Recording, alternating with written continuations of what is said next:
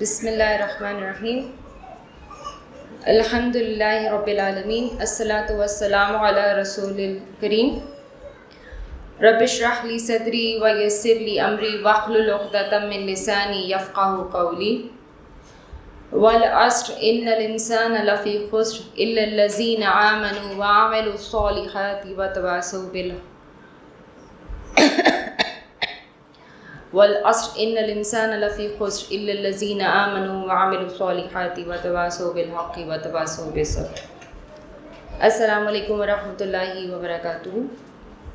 الحمدللہ آج خانقاہ قاسمیہ عزیزیہ کی طرف سے اور تحریک حب قرآن کی طرف سے ہم نے ایک چھوٹی سی مختصر محفل اپنی بہنوں کے لیے منعقد کی ہے، اور اس کا بنیادی مقصد جو ہمارا انشاءاللہ تعالیٰ آج ہوگا وہ ہم یہ سمجھنے کی کوشش کریں کہ جو نماز ہم اللہ سبحانہ تعالیٰ کے آگے اپنی حاضری پیش کرتے ہیں، جو نماز ہم دن میں 5 وقت وضو کر کے اپنے آپ کو پاک صاف کر کے اپنے رب کے آگے پیش ہوتے ہیں، اصل میں اس نماز میں ہم کیا پڑھ رہے ہوتے ہیں.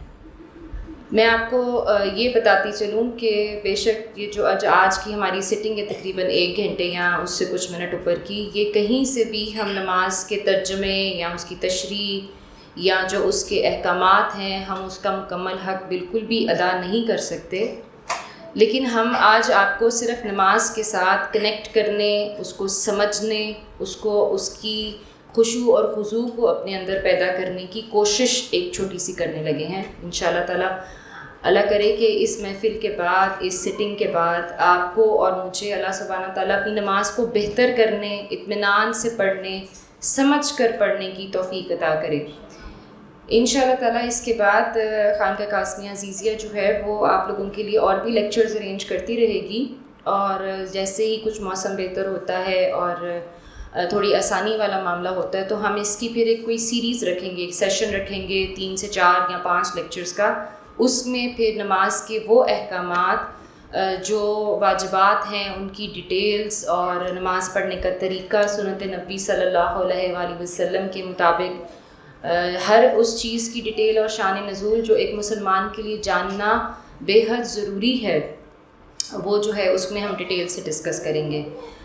آج کے سیشن میں خانقاہ قاسمیہ عزیزیہ نے آپ کے لیے ترجمے کی نماز جو ہے، نماز کا ترجمہ، اس کی ایک چھوٹی سی بکلیٹ بھی ارینج کی ہے. وہ بہن ساجدہ آپ کو انشاءاللہ تعالیٰ دے دیتی ہیں.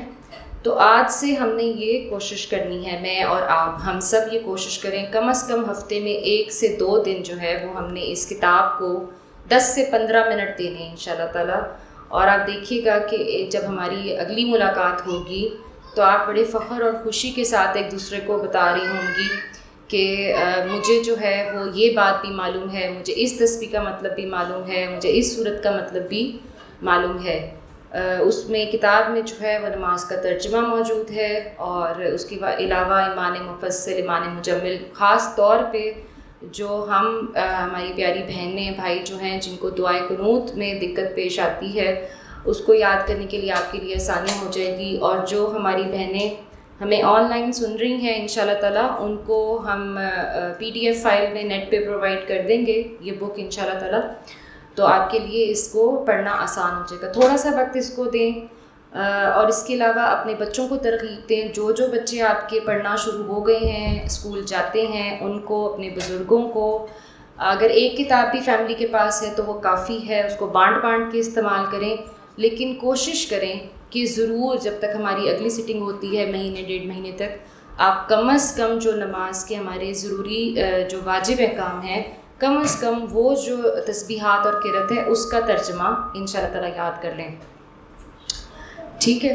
تو نماز کی ڈیٹیلز جب ہم ڈسکس کرتے ہیں تو ہمیں تمام علماء حضرات اور تمام بزرگ جو ہیں وہ یہ بتاتے ہیں کہ جی نماز جنت کی کنجی ہے، نماز کا سوال سب سے پہلے ہوگا، نماز کا جو ہے، نماز دین کا ستون ہے. الحمدللہ نماز بے حیائی سے روکتی ہے. تو یہ وہ نماز ہے جو مسلمان نماز قائم کرتا ہے. یہ وہ نماز نہیں ہے جو ہم ایک مشین کی طرح، ایک روبوٹ کی طرح پڑھ کے گزر جاتے ہیں اور ہم کہتے ہیں جی اللہ کا شکر ہے ادا ہو گئی، کہ ہمارا اللہ کے رجسٹر میں جیسے ایک درج ہونا تھا نام وہ لکھ دیا گیا تو اللہ کا شکر ہے. اللہ سبحانہ تعالیٰ کو ہماری نماز کی ضرورت نہیں ہے. اللہ تعالیٰ نے ہمیں پیدا ہی اپنی عبادت کے لیے کیا ہے. انسان اور جن کو اللہ سبحانہ تعالیٰ نے پیدا ہی اپنی عبادت کے لیے کیا ہے. تو یہ ہمارے اوپر رحم ہے اللہ کا، یہ ہمارے اوپر اللہ سبحانہ تعالیٰ کا کرم ہے کہ وہ ہماری حاضری کو قبول فرماتے ہیں. وہ ہمیں یہ موقع دیتے ہیں دن میں 5 وقت. کون سا ایسا بادشاہ ہے دنیا میں، دیکھیں کون سے صدر ہیں، کون سے ایسے بڑے جو بیٹھے ہوئے ہیں، بڑے عہدوں پہ فائز انسان بیٹھے ہوئے ہیں، وہ شخصیات آپ کو کبھی موقع دے سکتی ہیں کہ دن میں 5 مرتبہ آپ ان کے دروازے کی گھنٹی بجائیں، وہ دروازہ کھولیں، آپ جائیں، آپ ان سے 1 منٹ کی بھی ملاقات کریں 5 دفعہ؟ کسی انسان کے اندر اتنا اسٹیمنا نہیں ہے، کسی مخلوق کے اندر بھی نہیں ہے. لیکن اللہ سبحانہ تعالیٰ اتنے ہزاروں کروڑوں مسلمان الحمدللہ جو اس دھرتی پر موجود ہیں، اس زمین پر، جو آئے، جو چلے گئے، جو آنے والے ہیں، ان سب کو اللہ سبحانہ تعالیٰ کہتے ہیں کہ تمہیں یہ موقع مل رہا ہے. بادشاہ سلامت جو اس پوری کائنات، تمام مخلوقات کا رب ہے، تمام مخلوقات کا عظیم ترین بادشاہ ہے، وہ ہم سے یہ کہتا ہے کہ تم اپنے آپ کو پاک صاف کرو اور حاضری کی تیاری کرو. وقت میں نے تمہیں بتا دی ہے، میں نے تمہیں 5 وقت دے دیے ہیں. اس 5 وقت میں یہ بھی سختی نہیں رکھی گئی کہ اتنے بج کر اتنے منٹ پہ تمہاری اپوائنٹمنٹ ہے اور تم 5 منٹ لیٹ ہو گئے تو تمہارے لیے دروازہ نہیں کھلے گا. ایسی بھی سختی نہیں رکھی گئی. اتنی آسانی اللہ سبحانہ تعالیٰ نے دی، اور اللہ تعالیٰ ہمیں موقع دے کہ ہم ان سب آسانیوں کو جو ہے وہ یوٹیلائز کریں، ان کو استعمال کریں، اور اپنی یہ حاضری جو ہے اللہ سبحانہ تعالیٰ کے دربار میں مقبول کروائیں، قبول کروائیں اللہ تعالیٰ کے آگے. ہم تو کوشش بھی نہیں کرتے، ہم تو یہ کہتے ہیں کہ بس اللہ تعالیٰ نے کہا، ہم نے یہ 5 وقت کی نماز ادا کر دی، شکر ہے فرض پڑھ لی. یہ نارملی ہمارے یہی کلمات ہوتے ہیں. زندگی کی بھاگ دوڑ میں، زندگی کی چیزوں میں، ہم دنیا پرستی میں اتنے زیادہ بزی ہو گئے ہیں کہ ہم کہتے ہیں کہ اللہ کو پتہ ہے کہ ہم کتنے مصروف ہیں. اللہ سبحانہ تعالیٰ نے کہا نا، ہم نے 5 وقت السلام علیکم اور اللہ اکبر کر لیا، بس یہ ہمارے لیے کافی ہے. حالانکہ ہم سب یہ بھولے بیٹھے ہیں، میں بھی اور آپ بھی، کہ یہ جس دنیا کے اندر ہم مصروف ہیں نا، اس میں ایک پلک جھپکنی ہے اور یہ ختم ہو جانی ہے. ہماری سانس کب آخری ہونی ہے، ہمیں یہاں سے اٹھنا نصیب ہونا ہے، ہمیں اگلا کھانا نصیب ہونا ہے جو ہم کھانے سارا دن پکاتے رہتے ہیں، ہمیں اگلا جو ہے بازار کا چکر نصیب ہونا ہے یا نہیں ہونا ہے.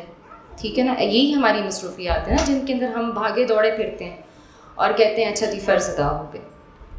بہرحال اس بات کو میں اور آپ سمجھنے کی کوشش کریں کہ اللہ تعالیٰ نے ہمیں یہ عظیم موقع دن میں 5 دفعہ اگر دیا ہے تو اس کو بہترین طریقے سے استعمال کریں. اب یہ جو آپ کی اپوائنٹمنٹ ہے نا بادشاہ سلامت کے ساتھ، یہ جو آپ کی اپوائنٹمنٹ ہے نا رب دو جہاں، عالم تمام عالموں کے ساتھ، تمام عالموں کے رب کے ساتھ، اس کو بہترین بنائیں. کوشش کریں کوئی بھی ایسی ملاقات نہ ہو جو بہترین درجے سے کم کی ملاقات ہو. نماز کا جو لفظ ہم استعمال کرتے ہیں اپنی عام اصطلاح میں، نماز جو ہے یہ فارسی کا لفظ ہے. اصل میں نماز عربی زبان میں نہیں استعمال ہوتا ہے، عربی زبان میں الصلاۃ کا لفظ استعمال ہوتا ہے.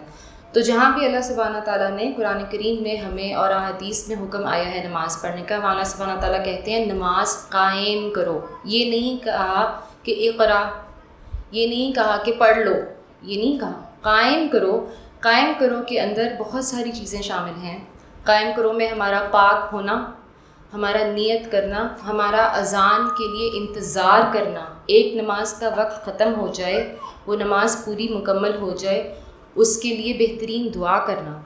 وہ نماز پوری ہونے کے بعد جب آپ اپنے کام میں مصروف ہو جاتے ہیں تو دل سے انتظار کرنا کہ یا اللہ اگلی نماز کا وقت کب ہوتا ہے، کب مجھے اگلی حاضری تیرے آگے نصیب ہوتی ہے. یہ ہے نماز قائم کرنا.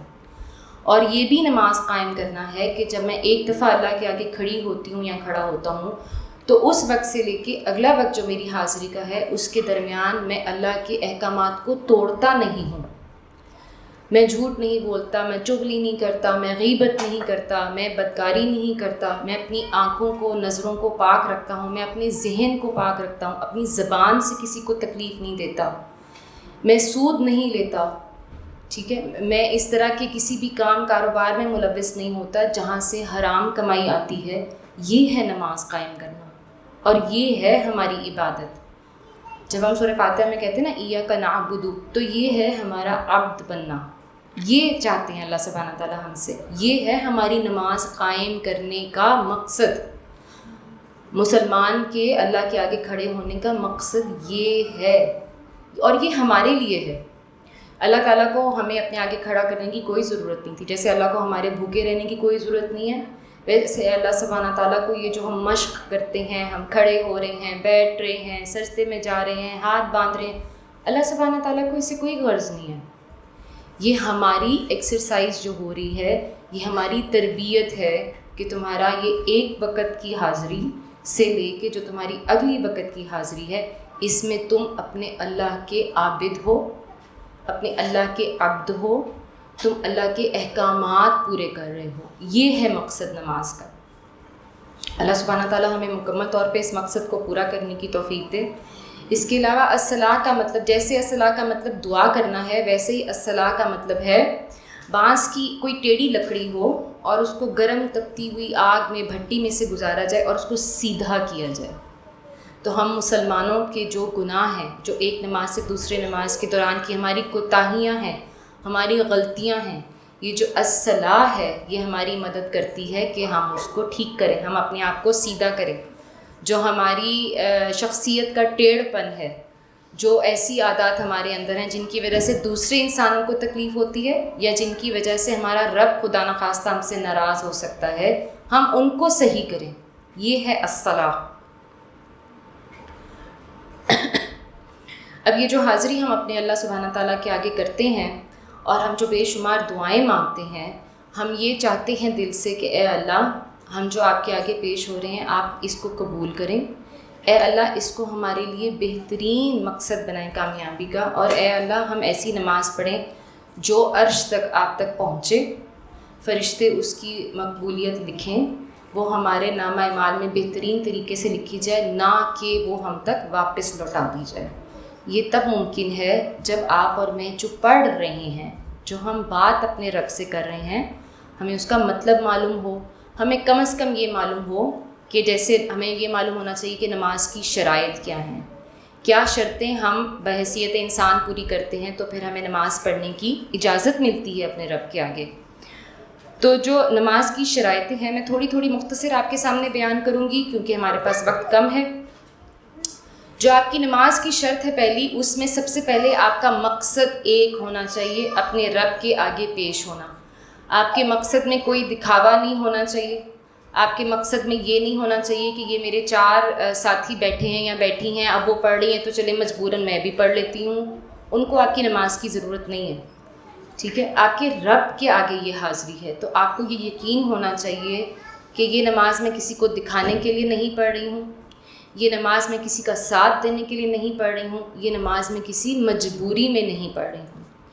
پھر جو اگلی شرط ہے نماز کی وہ یہ ہے کہ نماز سے پہلے وضو، مکمل طور پہ طہارت جو ہے وہ جسم کی ہونی چاہیے. آپ کے کپڑے پاک ہونے چاہیے، جس جگہ آپ نماز پڑھ رہی ہیں یا پڑھ رہے ہیں وہ ضرور پاک ہونی چاہیے. میک شور کریں اور بہترین طریقے سے وضو کریں. کوشش کریں کہ نبی اکرم صلی اللہ علیہ وآلہ وسلم کی سنت کے مطابق کوشش کریں ہر نماز سے پہلے وضو ہو. پھر یہ ہے بڑی خاص بات جو میں آپ کے آگے پیش کرنا چاہ رہی تھی، وہ یہ ہے کہ مرد ہو یا عورت اس کا ستر مکمل ہو. اب مرد جو ہمارے بھائی ہیں، مرد حضرات جو ہیں، ان کے لیے تو بڑا آسان ستر ہے، ان کا ناک سے لے کے پاؤں تک ہے، ان کے لیے کوئی اتنی خاص مشکلات نہیں ہوتی ہیں. خواتین کی نماز میں بہت زیادہ نماز ضائع ہو جانے یا نماز خراب ہو جانے خدا نخواستہ، یا نماز نہ قبول ہونے کی جو بہت بڑی وجوہات ہیں وہ یہ ہے کہ ہم عورتوں کی حیثیت سے اپنے ستر کا خیال ہی نہیں کرتے ہیں. ہم یہ سمجھتے ہیں کہ جو کپڑے ہم نے پہن رکھے ہیں ان کپڑوں میں ایز اٹ از ہم کھڑے ہو جائیں گے اپنے اللہ کے آگے تو ہمارا ستر پورا ہے. کیونکہ جس معاشرے میں ہم رہتے ہیں، آف کورس یہ انگریز یورپین معاشرہ تو نہیں ہے، مسلمانوں کا معاشرہ الحمدللہ. پاکستان میں ہم رہتے ہیں الحمدللہ، شلوار قمیص ہمارا لباس ہے. لیکن ہم یہ بھول جاتے ہیں کہ جیسے ہاف سلیوز میں نماز نہیں ہوتی ہے، آپ کی کلائی مکمل طور پر ڈھکی ہو تو آپ کا ستر پورا ہے. آپ کی اگر ٹخنے ننگے ہیں تو آپ کی نماز نہیں ہوتی ہے. میں آپ سے ضرور معذرت چاہوں گی اگر میری ایسی بہنیں جن کو میری بات بری لگے یا جن کے دل کو تکلیف ہو، لیکن کوئی بات نہیں، آج ہم سارے اکٹھے اسی اصلاح کے لیے اکٹھے ہوئے. آپ کی کلائیاں ننگی ہیں، آپ کی نماز نہیں ہے. آپ کے ٹخنے ننگے ہیں، آپ کی نماز نہیں ہے. آپ کا سر کے بال نظر آ رہے ہیں، دوپٹہ باریک ہے، نماز مکمل نہیں ہے. آپ کی گردن کھلی ہے، آپ کا چہرہ جو ہے وہ ٹھوڑی اور کانوں تک ڈھکا ہونا چاہیے، وہ ہے ستر عورت کا. یعنی کہ عورت کا ستر جب نماز میں جو کھلا رہ سکتا ہے وہ صرف اس کا چہرہ ہے، صرف اس کے ہاتھ ہیں اور صرف اس کے پاؤں ہیں. اگر آپ کو شک ہے کہ آپ نے کوئی ایسا پاجامہ یا شلوار پہنی ہے جس میں سے ایڑیاں نظر آ سکتی ہیں، جرابیں پہن لیں. گھر کے کام کاج کرتے ہوئے انسان ڈھیلے کپڑے پہنتا ہے. آپ کو لگتا ہے آپ کے بازو آستینیں ایسی ہیں جو سطر کو مکمل نہیں کرتی ہیں، تو بڑی چادر لے لیں. آپ کو ایسا محسوس ہوتا ہے کہ میں نے گھر میں باریک دوپٹہ لیا ہوا ہے، آپ ایسا کریں، ایک اچھی پیاری لون کی باریک کپڑے کی بڑی سی چادر بنا لیں. یہ سب تمام مسائل جو ہیں ہمارے اس میں حل ہو جائیں گے. یہ نماز کی شرائط میں آپ سے بیان کر رہی ہوں. یہ وہ چیزیں ہیں جن کے بغیر ہماری پڑھی ہوئی نماز قبول ہی نہیں ہوتی. پھر نماز کا وقت ہونا، نماز کے صحیح وقت کا تعین ہونا. آپ کو معلوم ہونا چاہیے کہ میں گھر کے کاموں میں مصروف تو تھی، لیکن ظہر کا وقت کب ختم ہونا ہے، عصر کا وقت کب ختم ہونا ہے، یہ ضروری ہے. پھر آپ کا قبلے کا رخ ہونا ضروری ہے. آپ کا جائے نماز کی جو ڈائریکشن ہے وہ صحیح ہونی چاہیے. اور نماز پڑھنے کی نیت، ٹھیک ہے نا. نیت ہم نے پہلے بھی ڈسکس کر لی کہ آپ کا مقصد یہ ہے کہ میں نے اپنے اللہ کے آگے کھڑے ہونا ہے.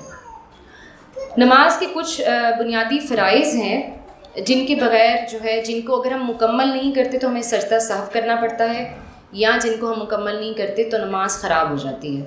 ٹھیک ہے. یہ جو ہمارے نماز کے فرائض ہیں نا، ان کا ترجمہ آپ کی کتابوں میں لکھا ہوا ہے، کیونکہ انہی کو صحیح طرح بہترین طریقے سے ادا کرنا جو ہے یہ سب سے ضروری ہے. پہلا فرض ہے تکبیر تحریمہ، یعنی کہ اللہ اکبر کرنا.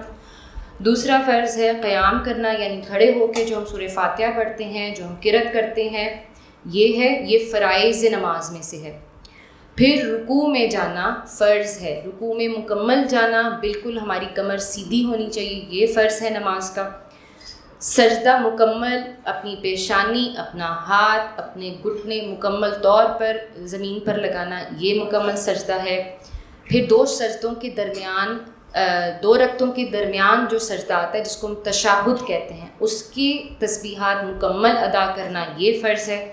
اور پھر سلام پھیرنا، یہ جو ہیں یہ فرائض نماز میں شامل ہیں. اس کے علاوہ نماز کی بہت ساری سنتیں ہیں، نماز کے بہت سارے واجبات ہیں. اور جیسے کہ میں نے آپ سے پہلے بیان کیا، جب ہم انشاءاللہ نماز کا ایک مکمل پروگرام بنائیں گے، 3 سے 4 دن کی جب مجلس رکھیں گے، سیریز بنائیں گے، تو اس میں پھر ہم باقی سنتیں اور واجبات جو ہے نا، آج کی ڈسکشن میں آپ کو فرائض اس لیے بتا دیے ہیں کہ کم از کم ہم یہاں سے اٹھیں تو ہم اپنی نماز کی اصلاح کرنے والے ہوں. جن چیزوں کی وجہ سے خدا نہ خواستہ نماز نا قبول ہونے کا ڈر ہوتا ہے، اللہ تعالی ہمیں ان سے بچائے. اگر ہم ان میں سے کسی فرض کو بھول جاتے ہیں تو ہمیں سجدہ سہو کرنا ہم پہ لازم ہوتا ہے. آج کی جو یہ محفل ہے اس میں یہ بھی بات دیکھ لیجیے کہ ہم انفرادی نماز ڈسکس کر رہے ہیں، ٹھیک ہے، کیونکہ ہم خواتین زیادہ یہاں بیٹھی ہیں، میری بہنیں ہیں، لیکن میرے بھائی بھی سن رہے ہیں، تو ہم انفرادی نماز ڈسکس کریں گے. ہم کہیں بھی ابھی آج جو ہے وہ باجماعت نماز کو ڈیٹیل سے یا ڈسکس کرنے میں نہیں لے کر آئیں گے، کیونکہ وہ ایک الگ ٹاپک ہے، ٹھیک ہے، اور اس کے لیے ایک الگ سے ڈیٹیل ریکوائرڈ ہے. پہلے آپ اپنی نماز کی اصلاح کریں، پھر ہم انشاءاللہ تعالیٰ باجماعت نماز کی طرف آئیں گے. اگر آپ لوگوں کے پاس بکس ہیں اور اگر آپ پڑھنا چاہتے ہیں میرے ساتھ ساتھ، تو آپ پیج نمبر 10 کھول لیجئے. پیج نمبر 10 پہ جو ہے وہ نماز کی نیت کا ترجمہ لکھا ہوا ہے. نیت کے حوالے سے بہت سارے علماء اکرام جو ہیں، بہت سارے علماء اکرام تقریباً تمام مسالک کے تقریباً تمام مکتب فکر کے جو ہیں وہ یہ سمجھاتے ہیں کہ جب آپ وضو کرتے ہیں، جب آپ اپنے کپڑے، لباس، سطر مکمل کر لیتے ہیں، تو وہاں سے آپ کی نیت شروع ہو جاتی ہے. ٹھیک ہے. نیت جو ہے وہ دل کا ارادہ ہے. ٹھیک ہے. اور بے شک مسلمان کے جتنے بھی اعمال ہیں ان کا مکمل دار و مدار ہماری نیتوں پہ ہے. بار بار نبی اکرم صلی اللہ علیہ وآلہ وسلم نے بڑی ڈیٹیل سے یہ ہمیں بار بار بیان کیا ہے کہ اپنے دل کے معاملات ٹھیک رکھو، اپنی نیتیں. تو جب آپ وضو کر رہے ہیں تو آپ کی نیت یہاں سے شروع ہو جاتی ہے. ٹھیک ہے. آپ کا وضو بہترین ہے، آپ کی نیت بہترین ہے. ہمیں نیت کے خاص طور پہ گردان کرنا، اس کے کلمات خاص طور پہ ادا کرنا، میں نیت کرتی ہوں اتنے فرض کی، وقت اس نماز کا، منہ قبلہ رخ، یہ واجب نہیں ہے، یہ واجب نہیں ہے اور یہ ضروری بھی نہیں ہے. اور اگر ان الفاظ میں کوئی کمی بیشی ہو بھی جاتی ہے تو نہ تو اس کے لیے نماز توڑنے کی ضرورت ہے، نہ اس نیت کو دوبارہ کرنے کی ضرورت ہے. جب آپ مصلی پہ کھڑے ہو گئے ہیں آپ کی نیت شروع ہو جاتی ہے. جب آپ مصلی پہ کھڑے ہو گئے ہیں نا، آپ کی نیت وہاں سے ہی شروع ہو جاتی ہے.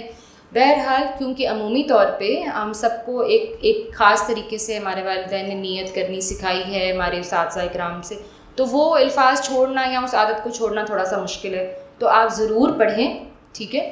اس میں کسی قسم کے خاص الفاظ یا وقت کا تعین کرنے کی ضرورت نہیں ہے. جس وقت کے لیے آپ کھڑے ہوتے ہیں اسی وقت کی نماز ہوتی ہے.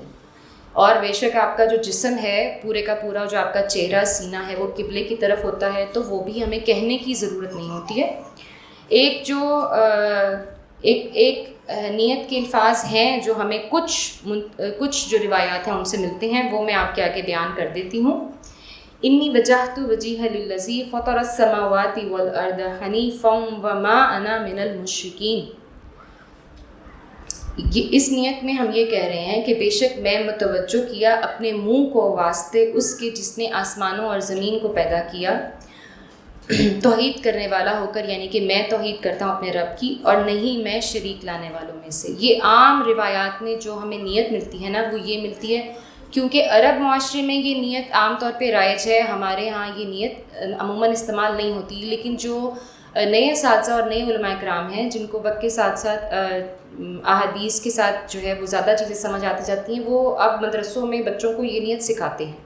جو نیت آپ پڑھتی ہیں وہ بالکل ٹھیک ہے، ٹھیک ہے. اس کے لیے ضروری آپ کو میں نے بتا دی کہ آپ کی شرائط نماز مکمل ہونی چاہیے، ٹھیک ہے. تو شرائط نماز ہماری مکمل ہے، ہمارا جسم پاک ہے، وضو ہے، قبلہ رخ ہیں، کھڑے ہیں، نماز کا وقت داخل ہے، آف کورس یہ بہت ضروری بات ہے. تو ہم کیا کرتے ہیں، اپنے دونوں ہاتھ اپنے کانوں تک اٹھاتے ہیں، ٹھیک ہے، اور کوشش کیا کریں کہ آپ کی ہتھیلیاں کھلی رہیں، اور ہم پڑھتے ہیں اللہ اکبر. اب یہ فرض ہے نماز کا، یہ فرض ہے نماز کا. تکبیر تحریمہ اس کو کہتے ہیں. یہ پہلا فرض ہے نماز کا. اور تحریمہ اس کو اس لیے کہتے ہیں کہ عام طور پر مسلمانوں کے لیے جو بھی چیزیں اللہ سبحانہ تعالیٰ نے حلال رکھی ہوئی تھی، جیسے کھانا پینا، بولنا، اٹھنا بیٹھنا، اپنی زندگی کے کام کاج کرنا، اللہ اکبر کہہ کے یہ سب چیزیں اب ہم پہ حرام ہو گئی ہیں، ٹھیک ہے. جیسے ہم عمرے اور حج کے لیے احرام باندھتے ہیں، ٹھیک ہے، 2 نوافل پڑھتے ہیں اور تلبیہ پڑھتے ہیں، اسی طرح جب آپ یہ اللہ اکبر کہتے ہیں تو آپ کے اوپر وہ تمام کام جو آپ کو اللہ نے اجازت دیے تھے، اب وہ کام جو ہیں وہ حرام ہیں. اب آپ نہ کھا سکتے ہیں، نہ پی سکتے ہیں، نہ بات کر سکتے ہیں. اب آپ صرف اور صرف اپنے اللہ کی تسبیح کریں گے اور اللہ سے دعا کریں گے.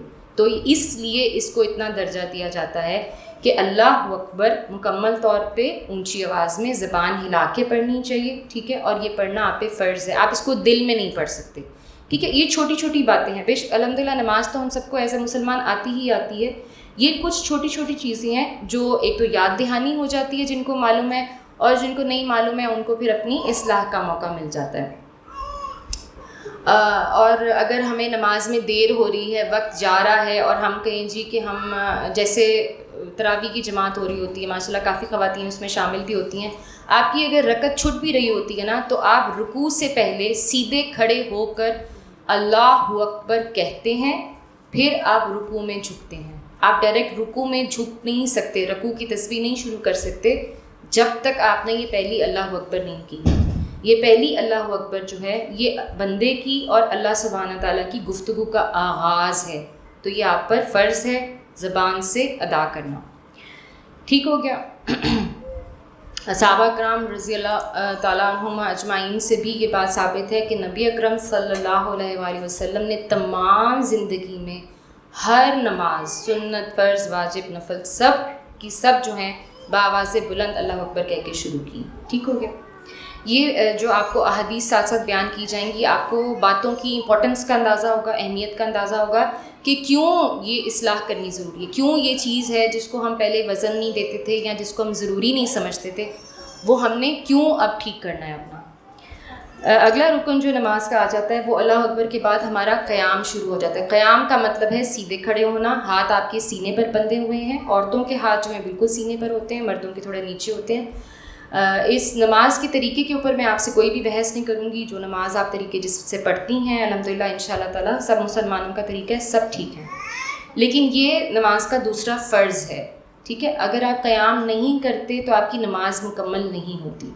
نبی اکرم صلی اللہ علیہ وآلہ وسلم نے ایک دفعہ ایک صحابی تھے جو بہت زیادہ تکلیف میں تھے اپنی کمر کی کچھ درد کی وجہ سے، تو ان سے عرض کی تھی کہ کھڑے ہو کر نماز ادا کرو، اگر طاقت نہ ہو تو بیٹھ کر ادا کرو، اور اگر اتنی بھی طاقت نہ ہو تو پھر لیٹ کر نماز ادا کرو. اگر نبی اکرم صلی اللہ علیہ وآلہ وسلم یہ کہہ رہے ہیں کہ کھڑے ہو کر ادا کرو اگر طاقت نہ ہو تو، کا مطلب ہے کہ جوانوں پہ اس بات کا لاگو نہیں ہوتا ہے. ٹھیک ہے. کوشش کرنی چاہیے کہ جو ہمارے نوافل ہیں وہ بھی ہم کھڑے ہو کے ادا کریں، کیونکہ ایک اور روایت میں نبی اکرم صلی اللہ علیہ وآلہ وسلم نے یہ بھی فرمایا کہ جو تم بیٹھ کر ادا کرتے ہو اس کا بے شک ثواب آدھا ہو جاتا ہے. ٹھیک ہے. تو جو ہم فرض اور سنتیں ادا کرتے ہیں وہ تو بالکل ہمیں کھڑے ہو کے ادا کرنے چاہیے، اور پھر کوشش کریں کہ جو نماز کے اپنے نوافل ہیں وہ تو ضرور کھڑے ہو کے ادا کریں. جو ایکسٹرا نفل آپ پڑھ لیتے ہیں استغفار کے، حاجت کے، اس میں پھر آپ اگر تھک گئی ہیں تو بیٹھ جائیں. کوشش کریں کہ زیادہ تر نماز کھڑے ہو کے ادا ہو. جن بہنوں کا، جن خواتین کا، میں ہماری جو بزرگ وغیرہ ہیں ان کے گھٹنوں کا مسئلہ ہو تو ان کو بھی کوشش کرنی چاہیے کہ وہ قیام کر لیں.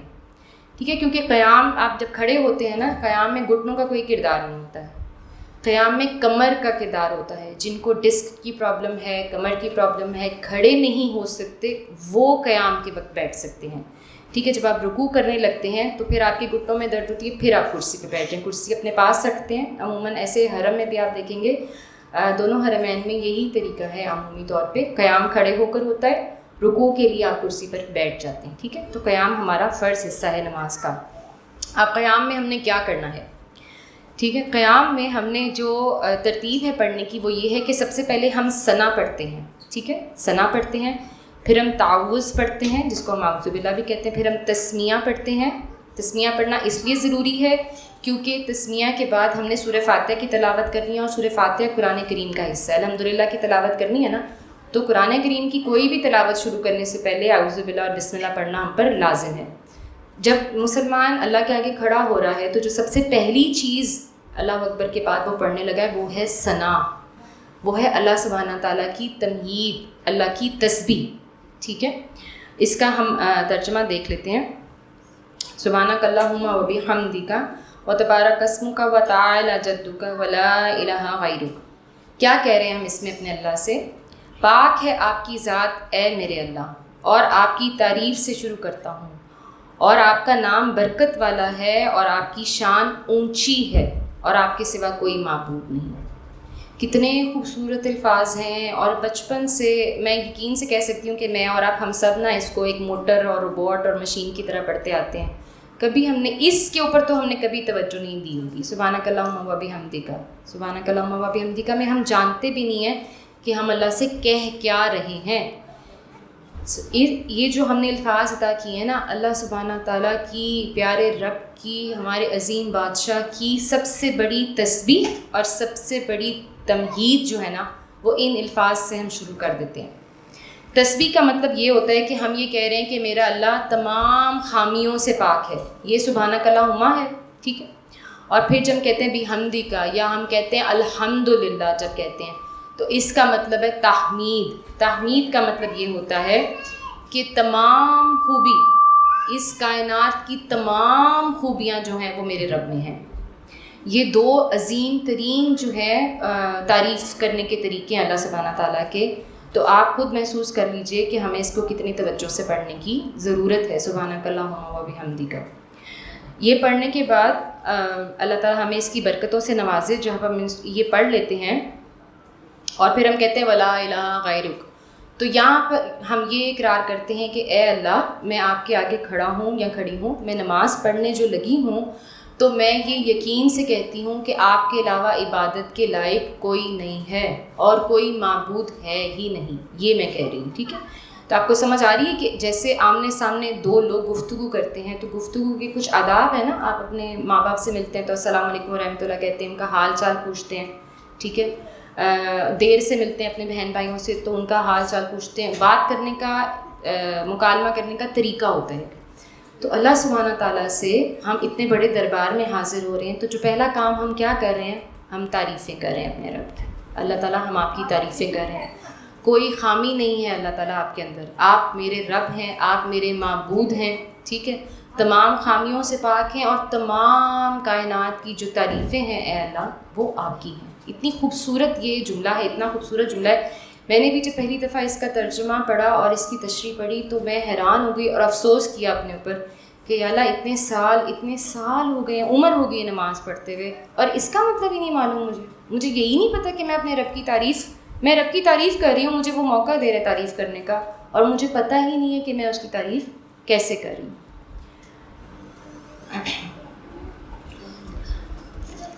اس کے بعد جیسے ہی ہم ثنا ختم کرتے ہیں تو جو اگلا حصہ نماز کا ہم قیام میں شروع کرتے ہیں وہ تعوذ ہے, ٹھیک ہے جی. یہ جس کو اعوذ باللہ ہم کہہ دیتے ہیں عام زبان میں بچوں کو سکھانے کے لیے, اس کا جو عربی نام ہے اس جملے کا وہ ہے تعوذ, ٹھیک ہے. تعوذ پڑھنے کا مقصد یہ ہے کہ نمبر 1 تو ہم قرآن کریم کی قرأت کریں گے قیام میں کھڑے ہو کر رکعت میں, تو اس سے پہلے شیطان کی پناہ مانگنا بہت ضروری ہے, ٹھیک ہے. اللہ تعالیٰ ہمیں اس کے وسوسوں سے بچائے, نماز میں ہمارا دل جو ہے وہ اچھی طرح لگے. اور دوسری بات یہ ہے کہ جیسے ہی اللہ کے آگے انسان کھڑا ہوتا ہے, جیسے آج نماز کا بیان ہے, تو ایسے ہی عائشہ بہن جو ہیں وہ مجھے کہہ رہی تھیں کہ دیکھیں امبر, آج ہمارا اتنا ضروری بیان ہے نماز کا, اور آج ہماری صبح سے اتنی شدید تکلیف ہمیں ہوئی بھی ہے الیکٹرسٹی کی, بار بار بجلی آ رہی ہے جا رہی ہے. شیطان کو سخت نفرت ہے اللہ کی محفل سے, کیسے وہ چاہتا ہے کہ یہ سب کے سب انسان جو نا اٹھ کے بھاگ جائیں وہاں سے, میں بھی اور آپ بھی بد دل ہو جائیں, اللہ کے آگے نہ کھڑے ہوں, کوئی نہ کوئی کام یاد آ جائے. نماز پڑھنے سے پہلے یہ یاد آ جائے کہ میں نے تو بچوں کو کھانا نہیں دیا, اوہ نماز جاری ہے, کوئی بات نہیں, پہلے میں یہ کام کچن کا پورا کر لوں. میں نے جو ہے وہ اپنی جاب پر جانا تھا, اس کے لیے تیار ہو جاؤں, اچھا میں جاب پہ اب نماز کیسے پڑھوں, میں پھر گھر آ کے پڑھ لوں گی, کوئی بات نہیں, میرے کپڑے صاف نہیں ہیں, نماز کیسے پڑھوں, میرا یہ نہیں ہے, ہزار بہانے. اعوذ باللہ من الشیطان الرجیم, میں اللہ کی پناہ مانگتا ہوں یا مانگتی ہوں شیطان مردود سے.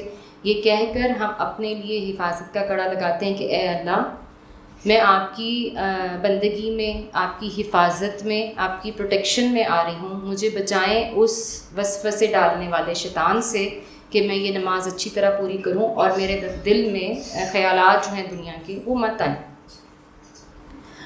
اسی طرح اس کے بعد ہم پھر تسمیہ پڑھتے ہیں. خاص طور پہ تسمیہ سورہ فاتحہ سے پہلے پڑھنا ضروری ہے. کچھ علماء جو ہیں وہ سورہ فاتحہ کا حصہ قرار دیتے ہیں تسمیہ کو, اور باقی جو ہمارا عمومی طریقہ ہے قرأت کرنے کا قرآن پاک کی, اس سے پہلے لازمی ہے کہ اللہ سبحانہ تعالیٰ کے بابرکت نام سے ہم ہر طرح کی قرأت کو شروع کریں اور اللہ سبحانہ تعالیٰ کی رحمتیں سمیٹیں. تو پھر جو اگلی چیز ہم پڑھتے ہیں وہ ہے بسم اللہ الرحمن الرحیم. آپ میرے ساتھ اگر بک میں سے ٹرانسلیشن پڑھتی جائیں گی تو آپ کے لیے آسانی ہوگی گھر جا کے اس سے کنسلٹ کرنا اور اس کو یاد کرنا انشاءاللہ تعالیٰ. تو جن کے پاس نہیں ہے وہ بہن ساجدہ سے جو ہے وہ یہ بک جو ہے یہ پلیز لے لیں. بسم اللہ الرحمن الرحیم کا ترجمہ کچھ اس طرح سے ہے, اللہ کے نام سے جو نہایت رحم کرنے والا بے حد مہربان ہے. اور الرحمن الرحیم کو میں بھی انشاءاللہ تعالیٰ سورہ فاتحہ ہم کرتے تو اس میں بھی ڈیٹیل سے ڈسکس کروں گی. یہاں پر ہم تھوڑی سی یہ بات بھی واضح کر دیتے ہیں کہ اللہ تعالیٰ کا بابرکت نام ہم لے رہے ہیں, اعوذ باللہ پڑھ رہے ہیں, سبحان اللہ پڑھ رہے ہیں, الحمدللہ پڑھ رہے ہیں, تو ان سب چیزوں سے کیا ہو رہا ہے کہ ہم اپنے آپ کو یہ یقین دلا رہے ہیں کہ اے اللہ میرے لیے آپ ہی کافی ہیں. شیطان سے بچنے کے لیے اللہ آپ ہی کافی ہیں, تمام تعریفیں آپ کی ہیں اس لیے میرے لیے آپ ہی کافی ہیں, اور میرے لیے آپ اس لیے بھی کافی ہیں کہ اے اللہ میں نے ابھی جو دعائیں مانگنی ہیں, میں نے جو کچھ پڑھنا ہے وہ صرف اور صرف آپ کے لیے ہے. مجھے کسی غیر اللہ سے, کسی اور مخلوق سے مدد مانگنے کی قطعی ضرورت نہیں ہے. اس لیے بھی بسم اللہ الرحمن الرحیم ہمارے ہر کام سے پڑھنا بے حد ضروری ہے کہ ہم بار بار اپنے آپ کو یاد کرائیں. کھانا بنائیں کہیں بسم اللہ, پانی پلائیں کہیں بسم اللہ, خود پانی پئیں کہیں بسم اللہ. اللہ آپ ہی کافی ہیں, ہمیں کسی غیر اللہ, کسی مخلوق کی مدد کی بالکل بھی ضرورت نہیں ہے. تو الحمدللہ ہم نماز پڑھنی شروع کر رہے ہیں, ہم نے تعوذ تسمیہ پڑھ لیا ہے. اب اللہ تعالیٰ ہر مسلمان کو, ہمیں اور آپ کو ہر قسم کے شرک سے بچائے, ہر قسم کے شرک سے بنائے. جیسے ہی ہم کہتے ہیں بسم اللہ, اللہ تعالیٰ آپ کے حوالے کر رہے ہیں, ہم اللہ تعالیٰ آپ کے لیے ہے میری عبادت. تو اللہ سبحانہ تعالیٰ ہماری یہ عجز و انکساری والی حاضری قبول کرے انشاءاللہ تعالیٰ۔ بسم اللہ پڑھنے کے بعد جو بڑی دعا اور بڑی بنیادی صورت جو ہم ہر رکعت میں پڑھتے ہیں اور ہر رکعت میں پڑھنی فرض اور لازم ہے وہ سورہ فاتحہ ہے۔ میں یہاں پہ اب آپ کو یہ بتا دوں کہ سورہ فاتحہ کی جو تشریح اور ترجمہ ہے نا وہ ایک بہت ڈیٹیلڈ ٹاپک ہے، اور اس کو الحمدللہ ہم نے جو رمضان سیشن ہوا تھا ہمارا اس کے اندر ہم نے بڑی ڈیٹیل سے ڈسکس کیا تھا، اور تقریباً 1 گھنٹے سے اوپر کا لیکچر ہے۔ تو میں وہ سب تو وقت کی قلت کی وجہ سے یہاں آپ سے نہیں گزارش کر سکوں گی، نہیں عرض کر سکوں گی، لیکن آپ میں سے جن کو شوق ہو جو اس کی ریکارڈنگ سننا چاہیں تو سورہ فاتحہ کی ریکارڈنگ ہم نے کی تھی، اور درود ابراہیمی کے اوپر بہت ہی ڈیٹیلڈ بہت ہی خوبصورت آپ کے دل میں اترنے والا جو بیان ہے وہ ہم نے ریکارڈ کیا تھا۔ تو آپ جو ہماری مینجمنٹ ہے مرد حضرات بھی اور خواتین بھی ان سے رابطہ کر سکتے ہیں، وہ آپ کو واٹس ایپ میں اس کو ٹرانسفر کر دیں گے، آپ کو آن لائن گروپ میں ایڈ کر دیں گے وغیرہ وغیرہ۔ اب میں اس وقت جو ہے وہ سورہ فاتحہ کو آپ کو ڈیٹیل سے نہیں پڑھاؤں گی، ہم بیسکلی یہ دیکھ لیتے ہیں کہ سورہ فاتحہ ہم پر فرض کی گئی ہے ہر رکعت میں تقریباً دن میں 100 سے 200 مرتبہ ہم جو ہے سورہ فاتحہ پڑھتے ہیں۔ آپ اس بات سے اندازہ لگائیں کہ اس اللہ سبحانہ تعالیٰ کو یہ اپنی تعریف کتنی پسند ہے۔ سورہ فاتحہ کے جو ہے نا تقریباً 2 حصے ہیں، تقریباً 7 آیات ہیں۔ جو پہلی 3.5 آیات ہیں سورہ فاتحہ کی وہ اللہ سبحانہ تعالیٰ کی تعریف ہیں اور اللہ کے لیے ہیں، اللہ تعالیٰ کی حمد بیان ہو رہی ہے، اللہ تعالیٰ کی تعریف بیان ہو رہی ہے۔ اور جو دوسرا 3.5 حصہ ہے اس میں ہم اپنے لیے اللہ تعالیٰ سے مدد مانگتے ہیں، اللہ سے دعا کرتے ہیں کہ اے اللہ ہمیں اپنا فرما بردار بنا، ہمیں سیدھا رستہ دکھا، ہمیں ان لوگوں میں شامل نہ کر جن پر تو نے غضب کیا، جن سے غصہ کیا۔ تو اللہ سبحانہ تعالیٰ کہتے ہیں ایک روایت میں نبی کریم صلی اللہ علیہ وآلہ وسلم اپنے صحابہ کو جب یاد کروا رہے تھے سورہ فاتحہ تو اس وقت انہوں نے یہ بتایا کہ سورہ فاتحہ جب مجھ پر بھیجی گئی تھی تو آسمان کا ایسا بڑا دروازہ کھلا تھا اور خاص ایک فرشتہ زمین پر اترا تھا تو جو آج سے پہلے کبھی نہیں اترا، اور اس نے مجھے جو ہے وہ 2 نوروں کی بشارت دی۔ ایک جو نور تھا وہ سورہ بقرہ کی آخری 2 آیات تھیں، اور ایک جو عظیم نور تھا وہ یہ تھی سورہ فاتحہ۔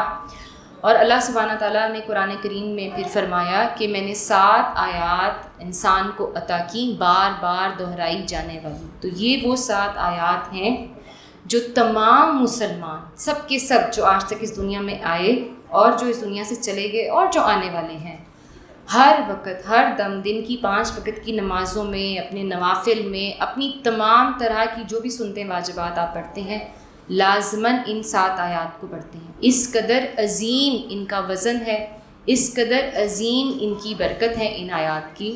پہلے ہم اللہ کی حمد بیان کرتے ہیں، ہم کہتے ہیں الحمدللہ رب العالمین، یہ کہتے ہیں کہ تمام تعریفیں اللہ کے لیے ہیں جو تمام جہانوں کا رب ہے۔ تمام تعریفیں جو خلق کی تعریف ہو سکتی ہے وہ خالق کی تعریف ہے۔ ہر طرح کی تعریف اے اللہ آپ کی ہے، ہر طرح کی تعریف۔ اے اللہ آپ پالنے والے ہیں، اے اللہ آپ میرے رب ہیں، اے اللہ آپ مالک ہیں، آپ نے ہمیں قائم کیا ہوا ہے تو ہم قائم ہیں۔ تو یہ میں اپنے رب کی تعریف کر رہی ہوں الحمدللہ کہہ کے، اور ہم کہہ رہے ہیں رب العالمین۔ جو رب ہے نا ہمارا وہ ہمارا مالک ہے، ہمارے جسم کے آنکھیں جھپکنے، ہماری دھڑکن چلنے، ہماری خون کی ان الفاظ کو آپ محسوس کریں تو آپ کو سمجھ آئے گی کہ آپ نماز میں کیا پڑھ رہی ہیں۔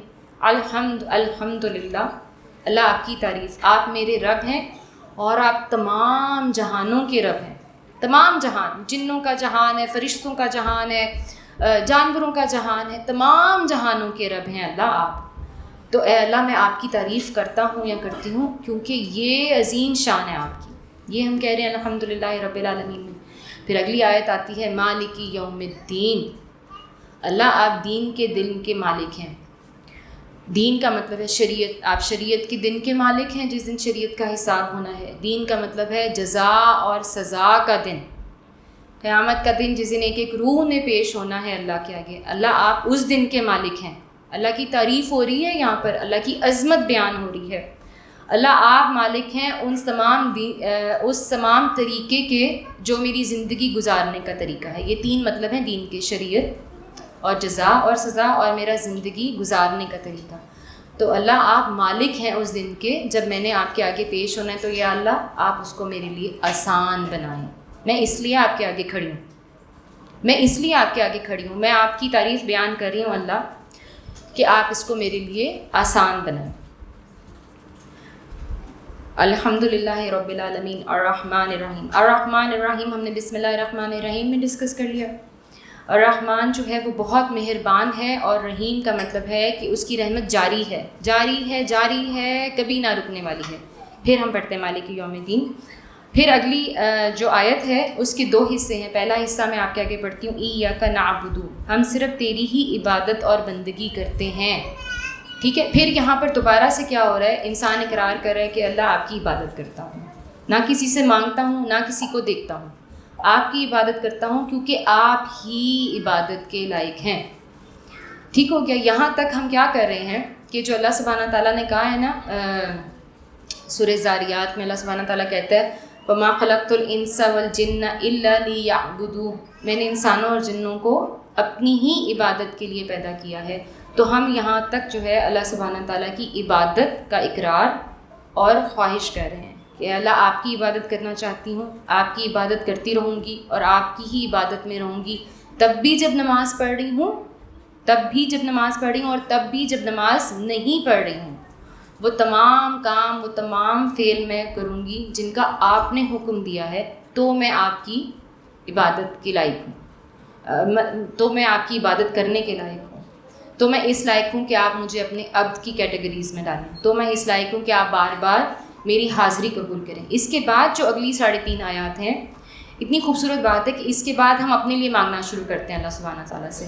اب ہم کہتے ہیں وَإِيَّاكَ نَسْتَعِينُ، اب میں اپنی بات کر رہی ہوں کہ اللہ تعالیٰ اب صرف تجھ ہی سے میں مدد چاہتی ہوں، میں نے تیری اتنی تسبیح بیان کی، اللہ میرے لیے نماز بھی آسان کر، میرے لیے باقی عبادت بھی آسان کر، اور میرے لیے اے اللہ میرے جتنی زندگی کے مراحل ہیں وہ بھی آسان کر۔ نستعین میں استعانت ہے، یعنی کہ خالص اپنے اللہ سے ہر قسم کی، نبی اکرم صلی اللہ علیہ وسلم صحابہ سے فرماتے تھے کہ تمہیں نمک بھی چاہیے تو اپنے اللہ سے مانگو، تمہارے جوتے کا تسمہ ٹوٹ گیا ہے تو بھی اللہ سے مانگو۔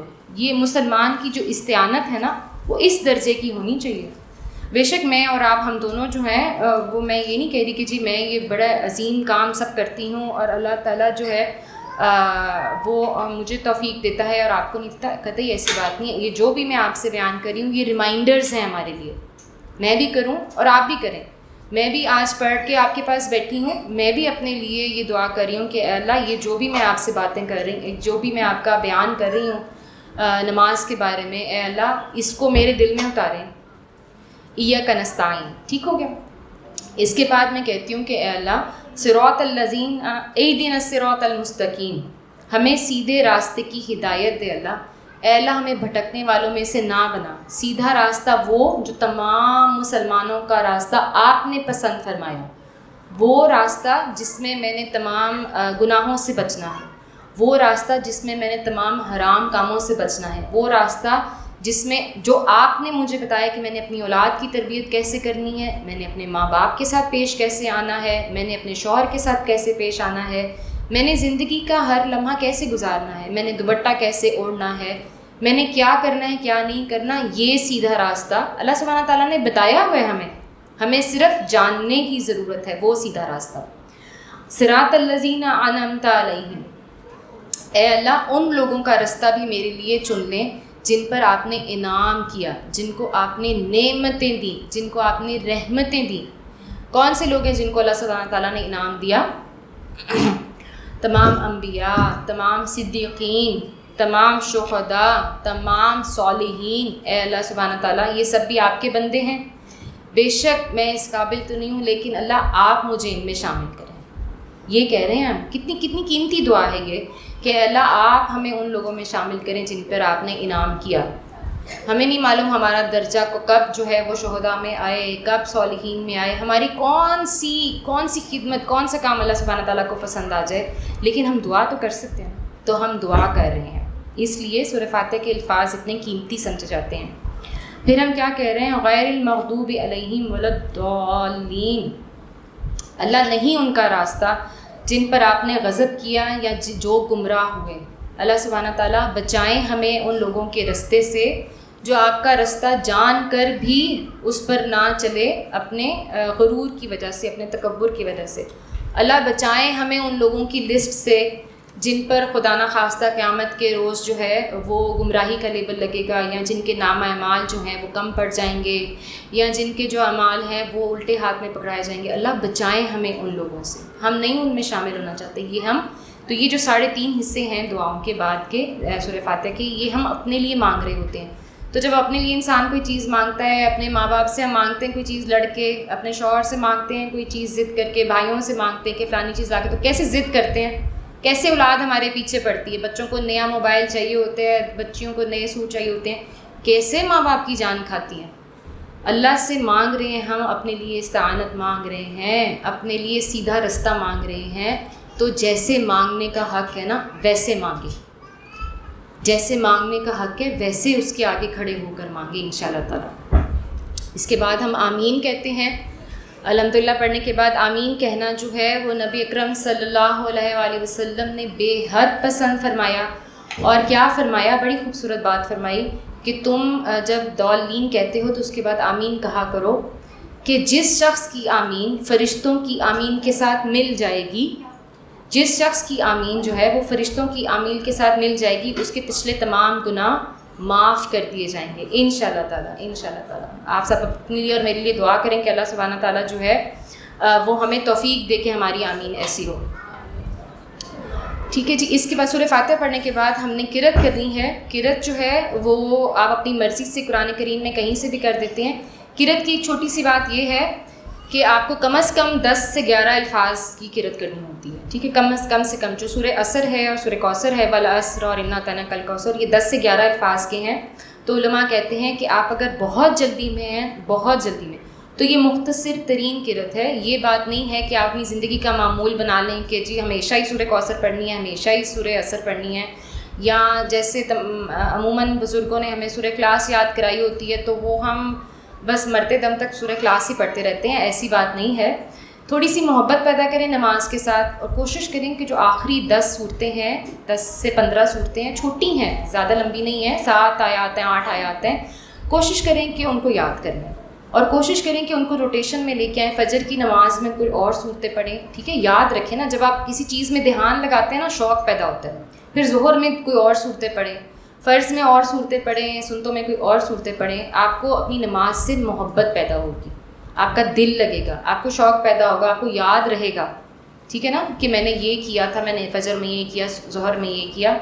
تو نبی اکرم صلی اللہ علیہ وآلہ وسلم کی سنت سے جو ہے وہ ہمیں معلوم ہوتا ہے کہ ماشاءاللہ وہ مختلف نمازوں میں مختلف صورتیں پڑھنا پسند کرتے تھے، نوافل میں اور صورتیں پڑھنا پسند کرتے تھے۔ بہرحال بہت طویل مضمون ہے، انشاءاللہ کسی وقت پھر جو ہے وہ طویل کریں گے سیریز نماز کی، تو اس میں ڈسکس کریں گے۔ یہاں پہ کیا ہوتا ہے کہ ہمارا قیام مکمل ہو جاتا ہے، ٹھیک ہے، جب ہم سورہ فاتحہ کے بعد قرأت کرتے ہیں تو ہماری پہلی رکعت مکمل ہو جاتی ہے۔ تو اب ہم تکبیر پڑھتے ہیں، دوبارہ سے اللہ اکبر کہتے ہیں اور ہم رکوع میں چلے جاتے ہیں۔ رکوع کی ہم تھوڑی سی اصلاح کر لیں اگر، کہ رکوع جو ہے وہ آپ کا بے جا جھکنا نہیں ہے، ٹھیک ہے، آپ اپنی کمر کو بالکل ایسے موڑ کے نیچے نہیں جھک سکتے ہیں، آپ اپنی کمر کو اتنا موڑتے ہیں کہ وہ زمین کے برابر ہو جاتی ہے۔ ہم اپنی رکوع میں کمر کو اتنا موڑتے ہیں کہ زمین کے برابر ہو جاتی ہے۔ اس کو آسان لفظوں میں سمجھانے اور بیان کرنے کے لیے صحابہ کرام نے جب ہمیں نماز کا طریقہ سمجھایا تو وہ کہتے تھے کہ نبی اکرم صلی اللہ علیہ وآلہ وسلم جب نماز پڑھا کرتے تھے اور رکوع میں جاتے تھے، اگر ہم ان کی کمر پر پانی ڈالتے تو پانی نہ آگے جاتا تھا نہ پیچھے جاتا تھا۔ سبحان اللہ، اس قدر سیدھی کمر ہوتی تھی نبی اکرم صلی اللہ علیہ وآلہ وسلم کی کہ پانی نہ آگے جاتا تھا نہ پیچھے جاتا تھا۔ تو اس بات سے بڑی اچھی طرح اللہ تعالیٰ جزائے خیر دے ہمارے تمام صحابہ کرام کو جنہوں نے ہم تک یہ دین پہنچایا اور پھیلایا، ٹھیک ہے۔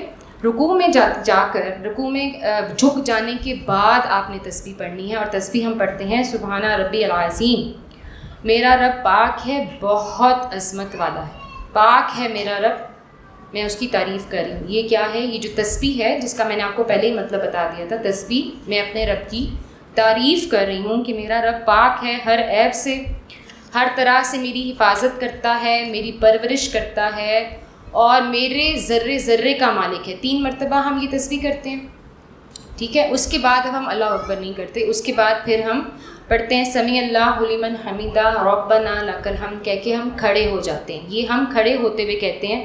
اور اس کے بعد میری پیاری بہنیں جو ہیں تھوڑی سی اصلاح یہ کر لیں کہ اس کے بعد جو ہم کھڑے ہوتے ہیں سیدھے اس کو قوما کہتے ہیں اور یہ واجبات نماز میں سے ہے. ٹھیک ہے.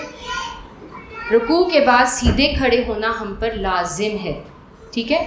یہ جو ساری چیزیں ہم ڈسکس کر رہے ہیں نا آپ کو اندازہ ہوگا جب ہم سجدے تک پہنچیں گے کہ ہمیں اطمینان پیدا کرنے کی ضرورت ہے اپنی نماز میں. ہمیں جلدی جلدی ٹکرے مار کر اپنی حاضری لگوانے کی ضرورت نہیں ہے. اپنے لیے اصلاح کریں, اپنے اللہ کے آگے اپنی حاضری کو بہتر کریں. قوما کا مطلب ہے نبی اکرم صلی اللہ علیہ وآلہ وسلم بالکل سیدھے کھڑے ہوتے تھے اور ربنا لک الحمد جو ہے وہ کھڑے ہو کر کہتے تھے. آپ نے جھکتے ہوئے اٹھنا اور اٹھتے ہی نیچے سجدے میں چلے جانا یہ نہیں کرنا ہے. یہاں اگر ہم کرتے ہیں تو ہم نے اس کو اوائڈ کرنا ہے. سمیع اللہ لمن حمیدہ کا مطلب ہے اللہ نے اس کی سن لی جس نے اس کی تعریف کی. یعنی کہ میں ابھی تک آپ دیکھیں کہ کون تعریفیں کر رہے ہیں اللہ سبحانہ تعالیٰ کی, جو ہم ابھی تک پڑھتے آئے ہیں, جتنی ہم نے ڈسکشن کی ہے, ہم کیا کر رہے ہیں, ہم تعریف کر رہے ہیں اللہ کی. تو یہ میں اپنے لیے کہہ رہی ہوں, یہ ہم اپنے لیے کہہ رہے ہیں کہ اللہ سبحانہ تعالیٰ آپ ہیں سننے والے, آپ میری بات سننے والے ہیں کیونکہ میں آپ کی تعریف کر رہی ہوں اور مجھے یقین ہے کہ اور کوئی نہ دینے والا ہے, مجھے یقین ہے کہ اور کوئی نہیں سننے والا ہے, آپ ہی ہیں اور آپ سنتے ہیں. ربنا ولک الحمد اے ہمارے رب تیرے ہی لیے ہر قسم کی تعریف ہے. یہ کہہ کر الحمدللہ ہم پھر اللہ اکبر کہتے ہیں اور سکون سے ہم سجدے میں چلے جاتے ہیں. ٹھیک ہے. سجدے میں قومے کی طرح آپ کو اطمینان سے اپنی پیشانی, اپنی ناک, اپنی ہاتھ تینوں چیزیں جو ہیں مکمل زمین پر لگانے کی ضرورت ہے. عموماً کیا ہوتا ہے تمام پیاری بہنیں جو ہیں ہماری وہ صرف سجدے کا جو ماتھے کا اوپر والا حصہ ہے وہ ٹچ کرتی ہیں اور اٹھ جاتی ہیں. یہ سجدہ نہیں قبول ہوتا. سجدہ مکمل تب ہی قبول ہوتا ہے جب انسان کی 9 ہڈیاں جو ہیں وہ زمین پر لگتی ہیں. آپ پیشانی اور ناک, ہاتھ, گھٹنے, پاؤں وغیرہ گنے تو یہ 9 بنتے ہیں. ٹھیک ہے. اور سجدے میں پھر ہم پڑھتے ہیں جو تسبیح ہم پڑھتے ہیں, یہی تسبیح عمومی طور پہ نبی اکرم صلی اللہ علیہ وآلہ وسلم کی سنت سے شامل ہے, ثابت ہے, لیکن اور بھی تسبیحات ہمیں روایات میں ملتی ہیں. عام طور پہ ہم یہی پڑھتے ہیں سبحان ربی الاعلیٰ, میرا پروردگار بلند ہے, ہر عیب سے پاک ہے. ٹھیک ہے. یہاں پر پھر ہم اللہ کی تسبیح بیان کر رہے ہیں. ٹھیک ہے. ہمارا یہی کام ہے. 3 ہم نے رکوع میں پڑھی تسبیح, 3 ہم نے ایک سجدے میں پڑھی, 3 ہم نے پھر سجدے میں پڑھی, 9 مرتبہ ایک رکعت میں.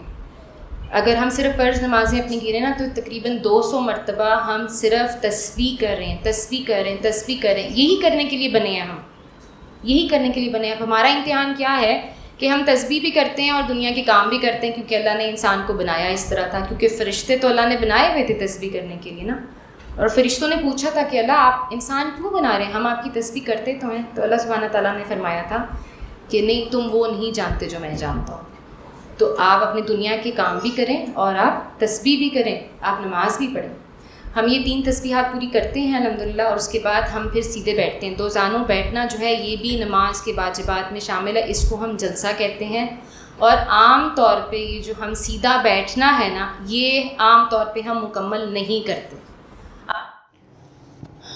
جب ہم جلسے کے لیے بیٹھتے ہیں سکون کے ساتھ ہم اپنی دونوں ٹانگوں کے اوپر بیٹھتے ہیں اور ہاتھ جو ہیں وہ دونوں ٹانگوں پہ رکھ لیتے ہیں.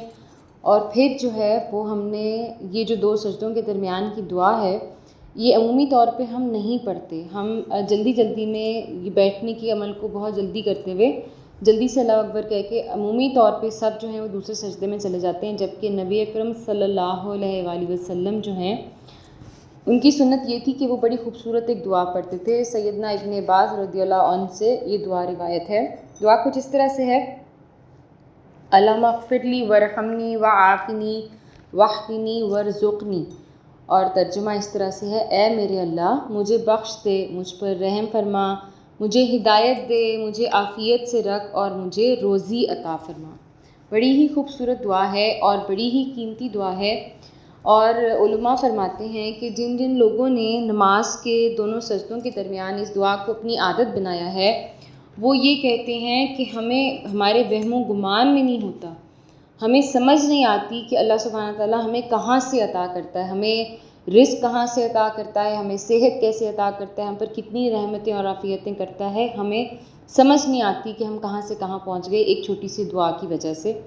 تو ہم سب جو ہیں تمام لوگ، ہم تمام مسلمان انشاءاللہ تعالیٰ اللہم اغفر لی ورحمنی وعافنی واہدنی وارزقنی، اس کو انشاءاللہ تعالیٰ اپنی نماز کے معمولات میں لے کر آئیں گے۔ چھوٹی سی دعا ہے، جلدی یاد ہو جائے گی انشاءاللہ تعالیٰ، ٹھیک ہے۔ اس کے بعد ہم دوسرا سجدہ کرتے ہیں اللہ اکبر کہہ کے، اور دوسرا سجدہ کرنے کے بعد بھی ایسے ہے کہ جلد بازی کی وجہ سے یا ایک عادت کی وجہ سے عام طور پر ہم سجدہ کرتے ہی اٹھ کے کھڑے ہو جاتے ہیں اگلی رکعت کے لیے، اگلے قیام کے لیے، لیکن آپ صلی اللہ علیہ وآلہ وسلم کی جو سنت ہے اس سے یہ ثابت ہے کہ دوسرا سجدہ کر لینے کے بعد جب ایک رکعت پوری ہو جاتی ہے تو آپ اٹھنے سے پہلے یعنی کہ کھڑے ہونے سے پہلے ذرا سا دیر کے لیے بیٹھتے تھے، یعنی کہ کچھ سیکنڈز کے لیے ذرا سیدھے بیٹھتے تھے۔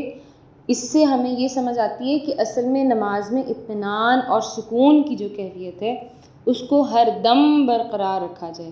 نبی اکرم صلی اللہ علیہ وآلہ وسلم کی حدیث ہے کہ لوگوں میں بدترین چور وہ ہے جو اپنی نماز چوری کرتا ہے۔ صحابہ رضی اللہ عنہم اجمعین نے عرض کیا، یا رسول اللہ، وہ اپنی نماز میں کیسے چوری کرتا ہے؟ تو آپ صلی اللہ علیہ وآلہ وسلم نے فرمایا کہ وہ رکوع اور سجود کو صحیح طرح مکمل ادا نہیں کرتا۔ اس مضمون کو کئی راویوں نے مختلف احادیث کی کتابوں میں بیان کیا ہے، جس سے ہمیں اس کی اہمیت کا اندازہ ہوتا ہے۔ تو انشاءاللہ تعالیٰ نماز کا ترجمہ اور تشریح سمجھنے کے ساتھ ساتھ ہم نے آج اس مقصد کو بھی پورا کرنا ہے، دل سے ارادہ کرنا ہے کہ ہم ہر قسم کی نماز کی چوری سے بچیں گے انشاءاللہ تعالیٰ، اور ہماری نماز جو ہے وہ انشاءاللہ تعالیٰ رب عرش العظیم کے پاس پہنچے گی، ہماری تمام تسبیحات اور دعائیں انشاءاللہ تعالیٰ قبول ہوں گی۔ دوسری رکعت میں ہم کھڑے ہو کے سورہ فاتحہ پڑھتے ہیں اور پھر اسی طرح پوری رکعت جو ہے وہ ہم مکمل کرتے ہیں الحمدللہ، رکوع، قوما، سجدے کرنے کے بعد۔ جب ہمارا دوسری رکعت کے دونوں سجدے مکمل ہو جاتے ہیں تو پھر ہم تشہد کے لیے بیٹھتے ہیں۔ اس کو قاعدہ اولیٰ بھی کہا جاتا ہے۔ عام طور پر اردو زبان میں ہم لفظ التحیات استعمال کرتے ہیں، لیکن اصل میں نماز کی اصطلاح میں جو لفظ استعمال ہوتا ہے وہ تشہد ہے۔ 2 رکعات کے بعد دوزانوں ٹانگوں کے بل بیٹھ جانے کو، ہاتھ ٹانگوں کے اوپر، گھٹنوں کے اوپر رکھ لینے کو قاعدہ اولیٰ کہا جاتا ہے۔ اس میں بھی ہم کچھ دعائیہ کلمات پڑھتے ہیں جو کہ سنت سے ثابت ہیں۔ یہ جو ہم تشہد میں التحیات پڑھتے ہیں اس کا بڑا ہی خوبصورت ایک شان نزول ہے، بڑا ہی روح پرور قسم کا اس کا پس منظر ہے۔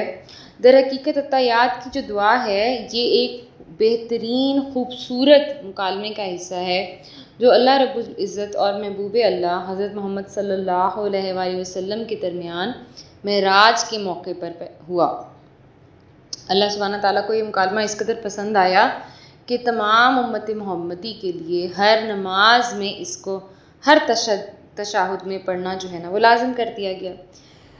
ہوا کچھ اس طرح سے کہ جب نبی اکرم صلی اللہ علیہ وآلہ وسلم اللہ رب العزت سے ملاقات فرمانے گئے، سدرۃ المنتہا سے آگے کا جو مقام ہے وہاں پر، تو آپ صلی اللہ علیہ وآلہ وسلم نے اللہ سبحانہ تعالیٰ کو السلام علیکم نہیں کہا۔ بڑی اس کی وجہ ہے عظیم، اس لیے کہ جو ذات خود سلام اور سلامتی کا پیکر ہے اس کو یہ الفاظ کیسے نبی اکرم صلی اللہ علیہ وآلہ وسلم کہتے، جو الفاظ عمومی طور پہ انسانوں سے بات چیت کرنے کے لیے استعمال کیے جاتے ہیں سلام کرنے کے لیے، تو ہر ذات کو ہر شخص سے کلام کرنے کا طریقہ فرق ہے، ہر ذات کا ادب فرق ہے۔ لہٰذا نبی اکرم صلی اللہ علیہ وآلہ وسلم نے عرض کیا، التحیات للہ والصلوات والطیبات، تمام قولی اور بدنی اور تمام مالی عبادات اللہ ہی کے لیے ہیں۔ کیا ہی خوبصورت طریقہ ہے نبی اکرم صلی اللہ علیہ وآلہ وسلم کو اللہ سبحانہ تعالیٰ کو مخاطب کرنے اور ان کے آگے سلام عرض پیش کرنے کا، کہ وہ یہ کہہ رہے ہیں کہ اے اللہ، میں عاجز بندہ تیرا، میری تمام قولی اور بدنی یعنی کہ جو زبان سے ادا ہو سکتی ہیں وہ، جو جسم سے ہو سکتی ہیں وہ، اور تمام مالی اور میرا مال جہاں جہاں لگ سکتا ہے تیری عبادت میں، وہ سب میرے اللہ آپ کے لیے ہے۔ اللہ سبحانہ تعالیٰ کو اس قدر پسند آیا یہ سلام، فرماتے ہیں اللہ سبحانہ تعالیٰ السلام علیکہ ایہا النبی ورحمۃ اللہ وبرکاتہ، سلامتی ہو اے نبی صلی اللہ علیہ وسلم آپ پر، اور اللہ کی رحمتیں اور برکتیں نازل ہوں۔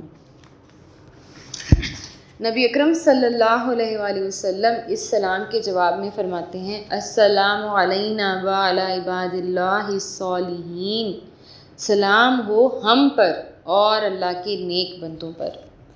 ہم یہ دیکھتے ہیں کتنی خوبصورتی سے آپ صلی اللہ علیہ وآلہ وسلم نے ہمیں بھی اس جواب میں شامل فرمایا تاکہ ہم پر بھی اس عظیم ملاقات کے توسل سے سلامتی نازل ہو۔ یہ عظیم الشان مکالمہ سن کر فرشتوں نے کہا اشہد ان لا الہ الا اللہ واشہد ان محمدا عبدہ ورسولہ، میں گواہی دیتا ہوں کہ نہیں ہے کوئی معبود برحق سوائے اللہ کے، اور میں گواہی دیتا ہوں کہ محمد صلی اللہ علیہ وآلہ وسلم اس کے بندے اور اس کے رسول ہیں۔ بخاری، مسلم اور مشکات شریف میں سب میں اس مکالمے کا جو ہے وہ حوالہ ملتا ہے، اور ہم اس کو سن کے سبحان اللہ پڑھنے کے علاوہ اور کیا کہہ سکتے ہیں کہ اس کے بعد معاملہ کچھ اس طرح ہوا کہ جب نماز کے دوران قعدہ میں صحابہ اکرام مسلمانوں پر اور ساتھیوں پر اور نبی اکرم صلی اللہ علیہ وآلہ وسلم پر سلام بھیجتے تھے تو اللہ سبحانہ تعالیٰ کی وحی کی طرف سے نبی اکرم صلی اللہ علیہ وآلہ وسلم نے ان سے ارشاد فرمایا کہ بہتر یہ ہے کہ تم تشہد پڑھا کرو، اور اس طرح التحیات کی یہ جو الفاظ ہیں یہ تشہد میں پڑھا کرو۔ تو یہ جو عظیم الشان مکالمہ ہے، کائنات کے سب سے افضل ذات اللہ سبحانہ تعالیٰ کا اور کائنات کی سب سے افضل ذات کی محبوب نبی اکرم صلی اللہ علیہ وآلہ وسلم کے درمیان اس کو تا قیامت نماز میں ہی شامل فرما دیا گیا۔ کیسی شان ہے آپ دیکھیے اس مکالمے کی۔ ٹھیک ہے، پھر کچھ اس طرح سے ہوتا ہے کہ اگر 2 ہی رکعت ہم پڑھ رہے ہوتے ہیں اور اس کے آگے ہم تکبیر پڑھ کر کھڑے نہیں ہوتے تو یہاں پر ہمارا تشہد ہی مکمل ہو جاتا ہے اور ہم نماز ختم کرنے کی طرف چل پڑتے ہیں، ورنہ عموماً 3 یا 4 رکعت ہوتی ہیں تو ہم کھڑے ہو کر نماز مکمل کرتے ہیں اور پھر قعدہ اولیٰ یعنی کہ دوسرا تشہد پڑھتے ہیں۔ اس کے معاملے میں نبی اکرم صلی اللہ علیہ وآلہ وسلم نے اپنے صحابہ سے فرمایا کہ نماز میں تم جلدی مت کیا کرو، پہلے اللہ کی تعریف کرو یعنی کہ تشہد، پھر نبی اکرم صلی اللہ علیہ وآلہ وسلم پر درود بھیجو اور پھر دعا کیا کرو۔ سنن نبی داؤد میں یہ ہمیں روایت ملتی ہے۔ تو لہٰذا اتحیات مکمل کرنے کے بعد سب سے افضل یہ ہے کہ ہم درود پڑھا کریں۔ صحابہ اکرام نے نبی اکرم صلی اللہ علیہ وآلہ وسلم سے کئی مقامات پر پھر اس بارے میں گفتگو کی اور ان سے سمجھا کہ درود بھیجنے یا صلوات بھیجنے کا کیا معاملہ ہے۔ ہم تو آپ کو سلام کرنا جانتے ہیں، یعنی کہ نبی اکرم صلی اللہ علیہ وآلہ وسلم تو ان کے درمیان موجود تھے، تو وہ تو السلام علیکم یا رسول اللہ، السلام علیکم یا محمد رسول اللہ اس طرح کہا کرتے تھے صلی اللہ علیہ وآلہ وسلم۔ تو حضرت محمد صلی اللہ علیہ وآلہ وسلم نے خود اپنی زبان مبارک سے اصحابہ کو درود ابراہیمی سکھایا، اور یہ سکھا کر جب اس کے الفاظ بیان کر دیے تو فرمایا کہ اس طرح مجھ پر درود بھیجا کرو۔ اس وجہ سے درود ابراہیمی کا جو وزن ہے، اس کا جو مقام ہے، وہ اس قدر افضل ہے کہ تمام مسلمان جو ہیں جس بھی خطۂ ارض سے تعلق رکھتے ہوں اپنی نماز میں ہر وقت ہمیشہ آخری رکعت میں جو ہے وہ درود ابراہیمی ضرور پڑھتے ہیں۔ اس کے اوپر جو ہے وہ ہم نے رمضان سیشن جو تھا ہمارا، اس کے اوپر کافی طویل بیان کیا تھا، تو آپ اس کی ریکارڈنگ جو ہے وہ ضرور لے لیجیے گا انشاءاللہ تعالیٰ۔ یہاں پر جو ہے وہ ہم اس کو اتنی تفصیل سے ڈسکس نہیں کر لیتے، بہرحال ترجمہ دیکھ لیتے ہیں۔ اللہم صلی علی محمد وعلی آل محمد کما صلیت علی ابراہیم وعلی آل ابراہیم انک حمید مجید۔ اے ہمارے اللہ، محمد صلی اللہ علیہ وآلہ وسلم پر رحمت فرما اور آل محمد پر جس طرح تو نے رحمت فرمائی ابراہیم علیہ السلام پر اور ابراہیم علیہ السلام کی آل پر، بے شک اللہ تو تعریف والا اور بزرگی والا ہے۔ دراصل ہم یہاں پہ کیا کہہ رہے ہیں کہ اے اللہ رحمتوں کی بارش فرما دیں، مہربان ہو جائیں اللہ، ان کے نام اور درجات بلند کر دیں اللہ، نبی اکرم صلی اللہ علیہ وآلہ وسلم کے اور آل محمد کے۔ اب آل کے دراصل 2 معنی ہیں عربی میں، ایک یہ ہے کہ آپ صلی اللہ علیہ وآلہ وسلم کی ازواج، اور اولاد یعنی کہ خالصتاً اہل بیت، اور آل کا مطلب جو ہے وہ امت بھی ہوتا ہے، آل کا مطلب اتباع کرنے والے بھی ہوتا ہے۔ تو آپ صلی اللہ علیہ وآلہ وسلم کے اتباع کرنے والے یعنی کہ ہم خود بھی اس دعا میں شامل ہو جاتے ہیں۔ جس طرح نبی اکرم صلی اللہ علیہ وآلہ وسلم تشہد میں فرماتے ہیں سلام ہو ہم پر اللہ کے نیک بندوں پر، تو بار بار ہم دیکھیے اس ترجمہ پڑھ لینے سے ہمیں کیا محسوس ہو رہا ہے، کیسی باتیں ہم پر کھل رہی ہیں کہ مسلمان دم ہر قدم پر، ہر نماز کے ہر دوسرے جملے میں اپنے لیے کس قدر دعائیں کر رہا ہے اور کتنی رحمتیں مانگ رہا ہے جس کا ہمیں اندازہ بھی نہیں تھا۔ درود شریف کے دوسرے حصے میں درود ابراہیمی کے ہم پڑھتے ہیں اللہم بارک علی محمد وعلی آل محمد کما بارکت علی ابراہیم وعلی آل ابراہیم انک حمید مجید۔ اے ہمارے اللہ، محمد صلی اللہ علیہ وآلہ وسلم اور محمد صلی اللہ علیہ وآلہ وسلم کی آل پر برکت عطا فرما، جیسے آپ نے ابراہیم علیہ السلام پر اور ابراہیم علیہ السلام کی آل پر برکت عطا فرمائی، بے شک آپ تعریف کے قابل اور بزرگی والے ہیں۔ تو جب آپ صلی اللہ علیہ وآلہ وسلم پر درود سلام اور برکتیں ہم بھیجتے ہیں، یہاں ہم ان کی بے شمار قربانیوں کو یاد کر لیتے ہیں، ان احسانات کو یاد کر لیتے ہیں کہ بہترین معلم جو ہیں، بہترین انسان نبی اکرم صلی اللہ علیہ وآلہ وسلم کا کس قدر عظیم احسان ہے، یہ دین ہم تک پہنچایا، یہ قرآن ہم تک پہنچایا، یہ نماز ان کے صحابہ کے ذریعے ہم تک پہنچی، اور سراسر ہر لفظ میں ہمارا ہی فائدہ ہے۔ ہم اپنے لیے ہی رحمتیں، نعمتیں، برکتیں بار بار اللہ سبحانہ تعالیٰ سے مانگ رہے ہیں۔ نبی اکرم صلی اللہ علیہ وآلہ وسلم کا ہم پر احسان ہے کہ ان کی وجہ سے معراج کے موقع پر ہمیں یہ نماز جو ہے وہ تحفہ کے طور پر ملی۔ جب ہم درود ابراہیمی پڑھ لیتے ہیں تو جو اگلی چیز ہم پڑھتے ہیں وہ دعا ہوتی ہے، اور یہاں پر پھر میں بتاتی چلوں کہ سنت نبی صلی اللہ علیہ وآلہ وسلم سے کافی دعائیں جو ہیں، مسنون دعائیں وہ ثابت ہیں جو درود ابراہیمی کے بعد پڑھی جاتی ہیں۔ عمومی طور پہ جو ہم ایک دعا پڑھتے ہیں جو بر صغیر میں عام طور پر تمام علماء سکھاتے ہیں، اس دعا کو دیکھ لیتے ہیں اور اس کا ترجمہ دیکھ لیتے ہیں۔ ربی جعلنی مقیم الصلاۃ ومن ذریتی ربنا وتقبل دعا، اے میرے رب بنا دے مجھے اور میری اولاد کو نماز قائم کرنے والا، اے ہمارے رب اور قبول کر میری دعا۔ ربنا اغفر لی ولوالدی وللمؤمنین یوم یقوم الحساب، اے ہمارے رب مجھے اور میرے والدین اور تمام مومنین کو بخش دے جس دن حساب قائم ہوگا۔ سبحان اللہ۔ اب یہ دیکھیں کہ ہمیں یہ بھی دعا جو ہے کہ ہمارے نبی صلی اللہ علیہ وآلہ وسلم نے اس طرح اس خوبصورت طریقے سے سکھائی ہے کہ ہم یہاں پر گزری ہوئی نسل کے لیے اور آنے والی نسل کے لیے، سب کے لیے اجتماعی دعا کر رہے ہیں کہ اے ہمارے اللہ ہمیں نمازی بنا، ہمیں اپنے عظیم دربار میں حاضری نصیب فرما، جس کے آداب ہم ٹوٹے پھوٹے سے ادا کر رہے ہیں۔ اللہ تعالیٰ تو ہمیں سکھا، ہمیں مومنین کا رستہ سکھا، ہمیں سکھا کہ ہم تیرے سامنے بہترین طریقے سے کیسے پیش ہوں اور ہم آپ کی تسبیح بیان کریں، اور ہم اپنے ہی لیے دعائیں مانگیں جو قبول ہو جائیں۔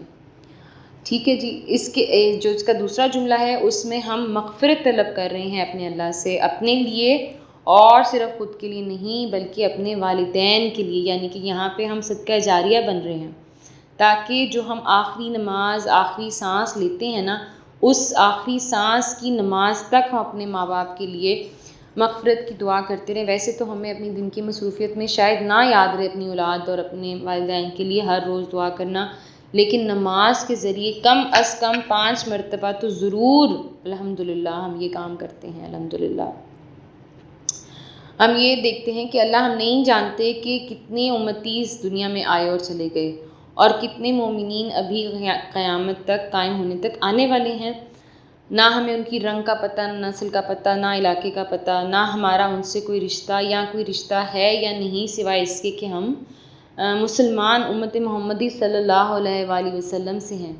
ہو سکتا ہے امت میں سے ہم کسی سے ناراض ہوں یا کوئی ہم سے ناراض ہو، کسی کا ہم نے دل دکھایا ہو یا ہمارا کسی نے دل دکھایا ہو یا ہم سے خفا ہو، مگر اے اللہ مسلمان ہونے کے ناطے جو ایک مسلمان کا دوسرے مسلمان پر حق ہے، ہم جو ہیں وہ سب کے لیے مغفرت طلب کر رہے ہیں۔ مسلمان کا دل اور زبان جو ہے نا وہ ایسی ہی عظیم شان والا ہے جیسا کہ اس دعا میں ہم مانگ رہے ہیں۔ اور دیکھیں کہ ہم تمام دنیاوی تعلقات سے جو ہے نا بالا تر ہو کے امت کے طور پر دعا کرتے ہیں، اور یہ جو خوبصورت دعا ہے یہ دعائے ابراہیم علیہ السلام ہے۔ یہ ابراہیم علیہ السلام نے اپنے رب سے، اللہ سبحانہ تعالیٰ سے مانگی تھی۔ اس کے علاوہ اور بھی دعائیں جیسے کہ میں نے آپ سے ذکر کیا موجود ہیں، لیکن اس وقت فتنے کے دور میں یہ میں ضروری سمجھتی ہوں، صحیح مسلم کی حدیث ہے جس کے حوالے سے ہمیں یہ دعا ملتی ہے، بڑی خوبصورت دعا ہے، اور ضرور مجھے اور آپ کو یہ دعا ضرور بالضرور جو ہے وہ یاد کر لینی چاہیے۔ دعا کچھ اس طرح سے ہے: اللہم انی اعوذ بک من عذاب جہنم ومن عذاب القبر ومن فتنۃ المحیاء والممات ومن شر فتنۃ المسیح الدجال۔ اے اللہ، میں جہنم اور قبر کے عذاب سے، موت و حیات کے فتنے سے اور فتنہ مسیح دجال کے شر سے تیری پناہ مانگتا ہوں۔ بہت ہی ضروری، بہت ہی قیمتی دعا ہے، اور بے شمار اوقات میں نبی اکرم صلی اللہ علیہ وآلہ وسلم کی جو سنت ہے اس سے یہ دعا ثابت ہے، اور صحابہ رضی اللہ عنہم اجمعین فرماتے ہیں کہ نبی اکرم صلی اللہ علیہ وآلہ وسلم یہ دعا ہمیں اس طرح سکھاتے تھے جیسے ہمیں قرآن کی کوئی سورت سکھاتے ہوں۔ تو اس دعا کا ہمیں ضرور اہتمام کرنا چاہیے، اور ضرور ایسی کوئی نہ کوئی دعا بیچ میں آپ سے ڈسکس کی گئی ہوگی جو آپ کو نہیں آتی یا ہماری لیے نئی ہے، تو اس میں کوئی حرج نہیں ہے۔ نئی چیز سیکھنے کو جب بھی ملتی ہے ضرور اس کو یاد کرنا اور سمجھ لینا چاہیے۔ تو اس دعا کو بھی یاد کریں، اور جو 2 سجدوں کے درمیان کی ہم نے دعا کا ذکر ابھی کیا ہے تھوڑی دیر پہلے، وہ بھی نبی اکرم صلی اللہ علیہ وآلہ وسلم کی سنت سے ثابت ہے۔ اللہم اغفر لی ورحمنی وعافنی واہدنی وارزقنی۔ ٹھیک ہے جی، اللہم اغفر لی ورحمنی وعافنی واہدنی وارزقنی، وہ والی دعا بھی، اور یہ جو فتنہ مسیح دجال والی دعا ہے یہ ضرور آپ نے انشاءاللہ تعالیٰ دونوں یاد کر لینی ہے۔ اس کے ساتھ حضرت عبداللہ بن مسعود رضی اللہ عنہ روایت کرتے ہیں کہ رسول اللہ صلی اللہ علیہ وآلہ وسلم دعائیں پڑھنے کے بعد اپنی دائیں طرف سلام پھیرتے اور فرماتے السلام علیکم ورحمۃ اللہ، اور بائیں طرف بھی سلام پھیرتے اور فرماتے السلام علیکم ورحمۃ اللہ، یعنی کہ دونوں کندھوں پہ جو فرشتے ہیں ان کی طرف رخ کر کے چہرہ اپنا پھیر کے، جسم نہیں پھیرتے تھے، صرف چہرہ پھیرتے تھے، اور سلام کرتے تھے، السلام علیکم ورحمۃ اللہ کہتے تھے، اور الحمدللہ۔ اس طرح نماز کے جو الفاظ ہیں ان کی ادائیگی یہاں پر مکمل ہو جاتی ہے۔ ابھی بہت سی تفصیلات ہیں جو وقت کی کمی اور موسم کی شدت وغیرہ کی وجہ سے ہم نے بہت مختصر رکھی ہیں۔ انشاءاللہ تعالیٰ نماز کی فرضیت، نماز کے مسائل، شان نزول، نبی اکرم صلی اللہ علیہ وآلہ وسلم کی نماز کے معمولات تفصیل کے ساتھ، مکمل سنت نبی کے ساتھ جو ہے وہ ہم انشاءاللہ تعالیٰ نماز سیریز ایک آپ کے لیے ترتیب دیں گے خانقاہ کی طرف سے، جس طرح انشاءاللہ جلد ہی اس بارے میں جو ہے وہ پروگرام ترتیب دیں گے، 3 سے 4 دن کی مجلس رکھیں گے، تو اس میں جو ہے وہ پھر مرحلہ وار جو ہماری ڈیٹیلز رہ گئی ہیں وہ ہم اس میں ڈسکس کریں گے۔ تب تک ہم اس طرح کریں کہ نماز کی کتاب جو ہے اس کو ہفتے میں 2 سے 3 دن جو ہے 10 سے 15 منٹ دے کر اپنے معمولات میں شامل کریں۔ انشاءاللہ تعالیٰ جلد ہی جو ہے وہ آپ کو اس کا ترجمہ یاد ہو جائے گا، جو بھی ہمیں دعائیں یاد نہیں ہیں وہ یاد ہو جائیں گی، اور دعائے قنوت جو ہے اس کے لیے بھی تھوڑا سا اہتمام کریں۔ وہی میں آپ سے عرض کروں گی کہ عمر کے جس بھی حصے میں ہمیں اپنے دین کی کوئی بھی نئی بات، کوئی بھی بات سمجھنے کو ملتی ہے، اور ہمیں احساس ہونا چاہیے کہ اللہ کے پاس جانے میں ابھی تھوڑا سا وقت، جو بھی وقت باقی ہے، تھوڑی سی محنت کر لیں، تو جو دعائیں آپ کو نہیں آتی ان کو ذوق و شوق سے یاد کریں، تھوڑی سی چھوٹی نئی صورتیں یاد کریں، اپنے بچوں کو، اپنے بہن بھائیوں کو، اولاد کو، سب کو، ماں باپ کو تلقین کریں کہ وہ نماز کا جو ترجمہ ہے اس کو ضرور جو ہے کم از کم بنیاد پر اس کا ترجمہ یاد کریں، تو آپ کے لیے اور ہمارے لیے بہترین آسانی اور برکت اور رحمتوں کا باعث ہوگا۔ ہماری نماز میں خشوع پیدا ہوگا، ہمارے دل کے اندر کی گہرائیوں سے ہمیں یہ سمجھ آ رہی ہوگی کہ ہم اللہ سبحانہ تعالیٰ سے کیا بات کر رہے ہیں، اللہ سبحانہ تعالیٰ کے دربار میں کھڑے ہو کر کیا مانگ رہے ہیں، کیا کہہ رہے ہیں، کیا کہنا چاہتے ہیں، اور کس طرح پر زور اور پر اثر بنانی ہے ہم نے اپنی بات انشاءاللہ تعالی۔ آج کی جو مجلس ہے وہ اس کو ہم یہاں پر ختم کرتے ہیں اور کفارہ مجلس کی دعا پڑھ لیتے ہیں۔ سبحانک اللہم و بحمدک نشہد ان لا الہ الا انت نستغفرک و نتوب الیک۔ سبحان ربک رب العزت عما یصفون وسلام علی المرسلین والحمد للہ رب العالمین۔ السلام علیکم ورحمۃ اللہ وبرکاتہ۔